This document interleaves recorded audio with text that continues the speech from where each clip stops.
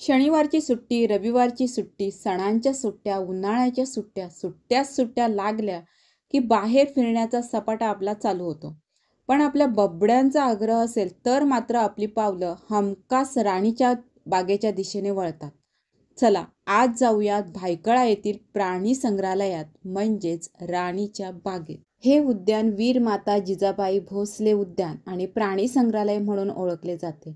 हे उद्यान आहे भायखळा येथे, जे मुंबईतील सर्वात जुनं आणि सार्वजनिक उद्यान आहे.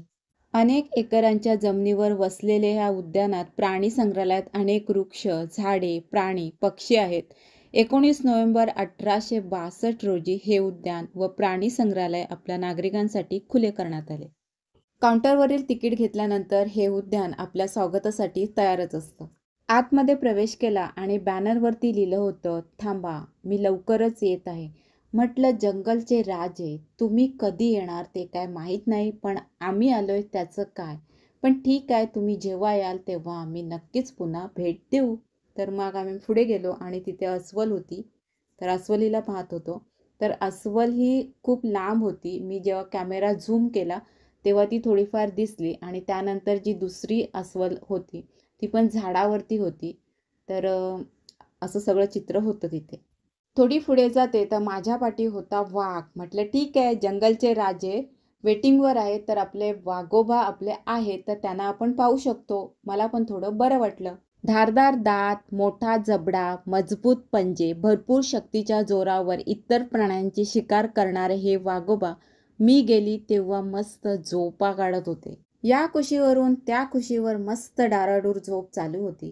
असू दे, त्यांची ही दिनचर्या आहे. जेव्हा झोप येईल तेव्हा झोपू दे, जेव्हा जाग येईल तेव्हा जागं राहू दे. झोपलेले वाघोबा तरी कधी पाहावे असं म्हणावे आणि पुढे चालावे. माझ्या पाठी काही लोक होती. ती मला वाटतं सेकंड टाइम तिथे आलेली. फर्स्ट टाइम जेव्हा ती आली तेव्हा ती 4च्या दरम्यान आलेली आणि त्यावेळेला ते वाघोबा तिथे जवळच एक छोटंसं तलाव आहे, पाणी आहे तिथे, तर तिथे पोहत होते. मलाही वाटतं की दुपारी त्यांना सुस्ती येत असेल आणि फ्रेश होऊन 4 नंतर त्या तलावामध्ये जेव्हा पोहतात तेव्हा आपल्याला खूप जवळून पाहता येतं, त्याला व्यवस्थित असं पाहता येतं आणि छान वाटतं तेव्हा. त्यामुळे बबड्या लोकांना घेऊन जात असाल तर 4च्या दरम्यान जा, म्हणजे तिथे व्यवस्थित त्याला पाहता येईल, जवळून पाहण्याची संधी आपल्याला मिळेल. पुढे जातो तर हे ओळखीचं माकड. ओळखीचं यासाठी, जेव्हा आम्ही गावाला जातो तेव्हा झाडावरची फळं खायला हे एवढी माकडं येतात. मी थोड्या वेळच तिथे थांबली आणि मी पुढे गेले तर हिप्पोपोटॅमस होते 2.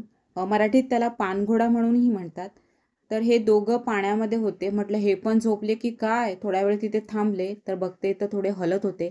म्हटलं नाही नाही, हे झोपलेले नाहीये, तर हे पोहतायत. इथे मात्र सगळे ऍक्टिव्ह होते. इथे एकाच जागेवरती चितळ होतं, त्याचबरोबर सांबर पण होतं, पण ते वेगवेगळे आपले स्वतःचे ग्रुप करून होते. त्यामुळे ते कळत होतं तिथे की इथे ह्या साईडला चितळ आहे आणि ह्या साईडला सांबर आहे म्हणून. चितळ हे मला वाटतं हरणाचाच एक प्रकार आहे, पण हे हरणापेक्षा बोलतात खूप सुंदर असतं त्याच्यापेक्षा. आणि चितळ हा कल्पाने राहतो, म्हणजे एक कळप असतं, हे तर दिसतंच आहे, सगळे एकत्र असे राहतात. त्यांच्या एका कळपामध्ये 10 ते 30 अशा माद्या असतात आणि 2 किंवा 4 नर असतात. मादीला शिंग नसतात. मला वाटतं ह्या ज्या समोर आपल्या दिसतात त्या मादी आहेत, त्यांना शिंग नाहीत.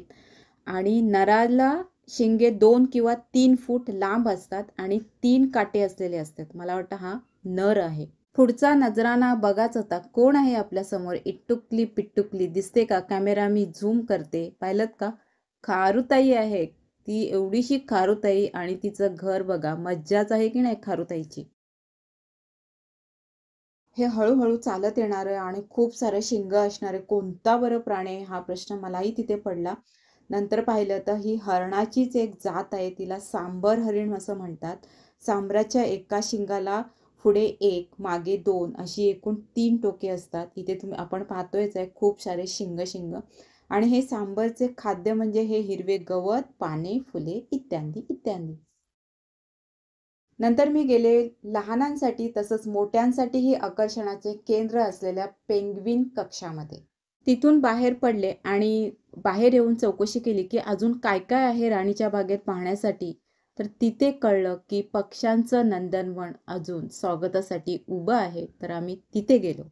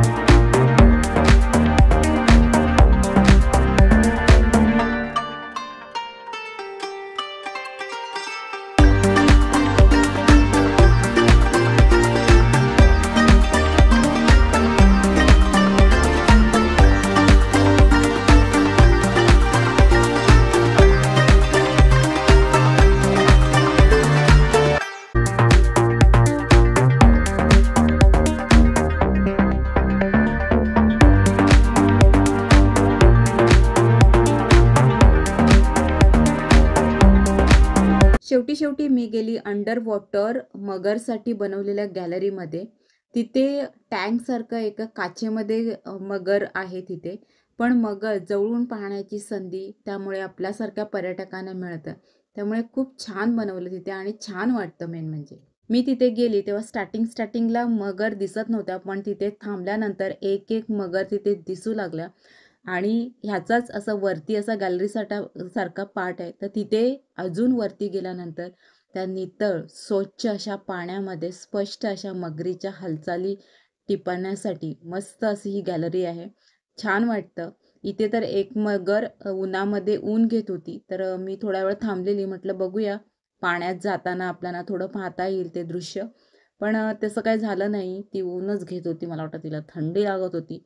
तर आम्ही थोड्या वेळाने निघालो. पण हे जे टँक आहे मगरीसाठी बनवलं ते खूप छान आहे. त्या नितळ पाण्यातील मगरीच्या हालचाली टिपल्यानंतर मलाही असं वाटलं किती छान होतं ना सगळं. बाहेर जायची वेळ झाली आणि सगळं आठवून माझ्याही चेहऱ्यावर थोडं हास्य आलं. चला तर मग जीवनातील क्षणाक्षणांचा आनंद घ्यायला हवा, असे सुखाचे क्षण शोधायला हवे.